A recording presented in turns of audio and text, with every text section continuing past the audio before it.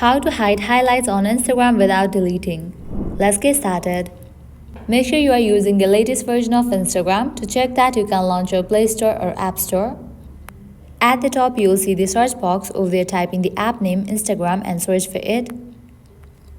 After app appears, at the right corner of the app, you will find the option of Open or Update. If you find the option of Update, just click on it and update the app to its latest version. Once completion of update process, launch the app. Make sure you have already logged into your account. Now, at the bottom, you're going to find different icons. Go ahead and click on this icon given at the bottom right corner. With that, you will land to your profile. Now, over here, you will find the highlights. Now, how can you hide it? Long press on any of the highlight. Different options will pop up as delete, edit, send to, convert to reel, and many more. Go ahead and click on the option of edit highlight.